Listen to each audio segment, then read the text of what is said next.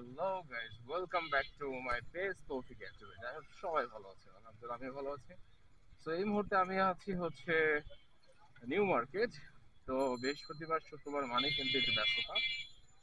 So নানা জিনিসের নানা রকম দাম। তো আসলে খুব একটা সময় নেই, যার কারণে আমি সবকিছু দাম তুলে ধরা আপনাদের মতো সম্ভব হচ্ছে না। চলুন একটু কলার দাম জিজ্ঞেস করা যাক। আমার কলা কত করে বিক্রি করছেন ডজন? কোনটার কিরকম দাম? 50 টাকা ডজন? ডজনটা বলেন, ডজন। 150 সবরি আর 150, 75। এগুলি কি ফিক্স দাম নাকি একটু কম সম রাখা যাবে? ধরেন যে আপনার এই যে সবরি কলা, এটা কত রাখা যাবে এক ডজন? হ্যাঁ, 140। আপনার ওগুলি কি সবরি ওইটা? 130 রাখেন। 130 রাখেন, নিয়ে যাই। না, 30 রাখেন। গাইস কিন্তু দামাদামি করতেছি। তাহলে কত দেবো? 140? না না, 140 টাকা দিব, নেন, হয়েছে। হ্যাঁ, 140 টাকায় রাখেন। দামাদামি না করলে হয় না। So, মামার সাথে একটু দামাদামি করলাম। মামা হচ্ছে নিউ মার্কেটে বসে, এখান থেকে কলারই দোকান তার।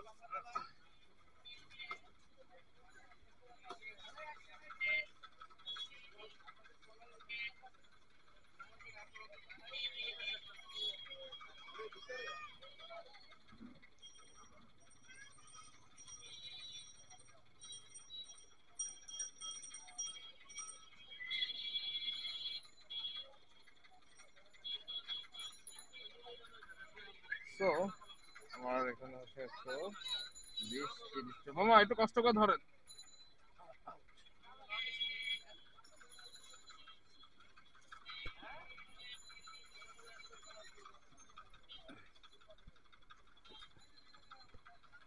চারদিকে খুব রমরমা রমার পরিবেশ।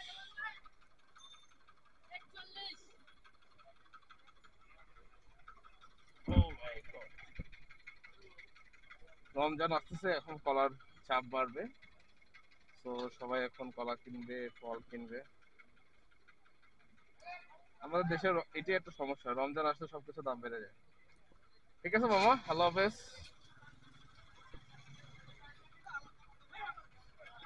রিক্সাওয়ালা জগাদারি শুরু করে দিছে।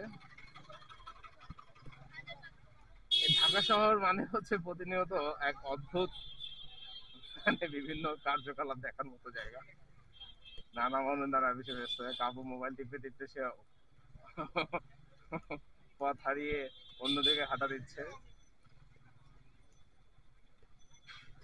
এখন সমান তালে বাজারে পুরুষের চাইতে মহিলা কোনো অংশে কম না। এখন মহিলারা সব ক্ষেত্রে এখন দে আর টু মাচ অ্যাক্টিভ। ব্যথা হোক বেদনা হোক, এই আন্টিকে দেখেন কত বড় একটা ব্যাগ নিয়ে সে দিব্যি চলে বেড়াচ্ছে। তো আমি এখন বের হয়ে যাচ্ছি পথের দিকে।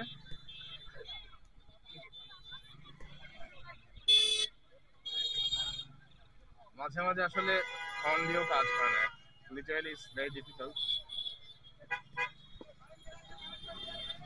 এই যে হঠাৎ করে সামনে চলে আসবে। এই হঠাৎ করে যে সামনে আসার যে একটা, মানে বাংলাদেশের একটা ফ্যাশন হয়ে গেছে, গাড়ি দেখলে যেন ইচ্ছা হয় গাড়ির নিচে পড়ি।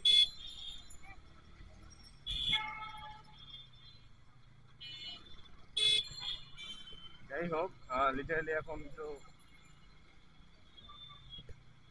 অকেশনের কারণে মেবি চাপ যাচ্ছে চারদিকে। শুক্রবারে কিন্তু ছুটি দেখে অনেকে বৃহস্পতিবারে বের হয়, আবার শুক্রবার তো আসে দেখলাম মিড রাস্তায় গাড়ি কিভাবে না আসে।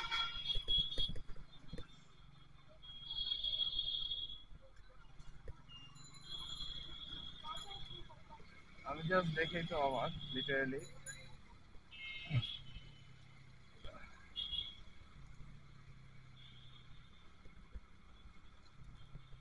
প্রচন্ড ধুলা। এখন শীতের সিজন দেখে প্রচন্ড ধুলাবালি। এই অংশটাতে মনে হচ্ছে একটু ফাঁকা, খুব একটা বেশি গাড়ি ঘোড়ার চাপ নেই। অন্যান্য সময় বেশ ভালো একটা চাপ থাকে।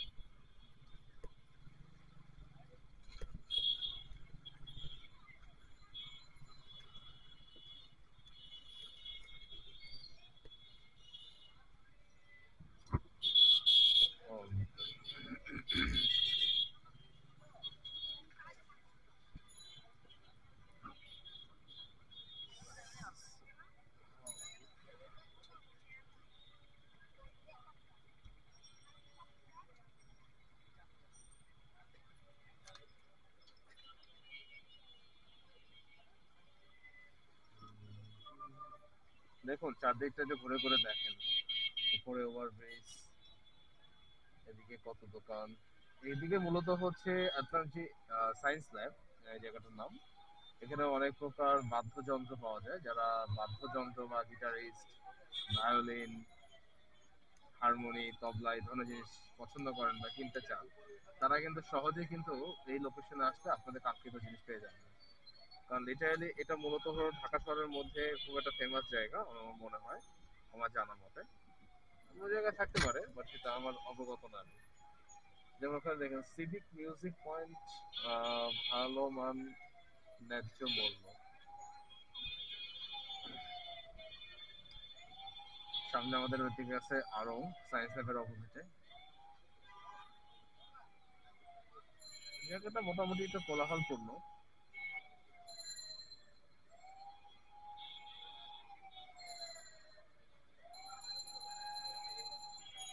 জায়গায় সাবধান থাকাটাও জরুরি।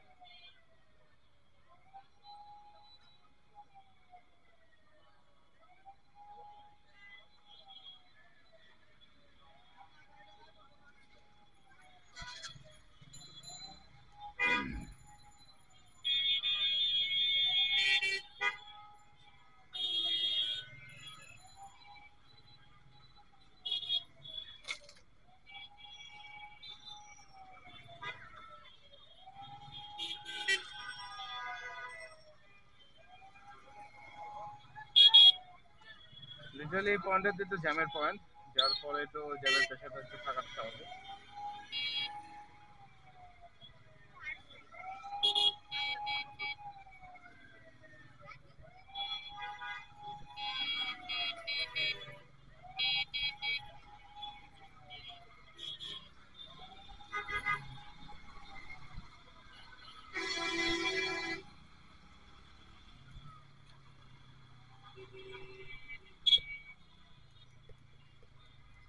যাই হোক গাইস, আমি মোটামুটি আমার গন্তব্যস্থলের দিকে এখন যাচ্ছি।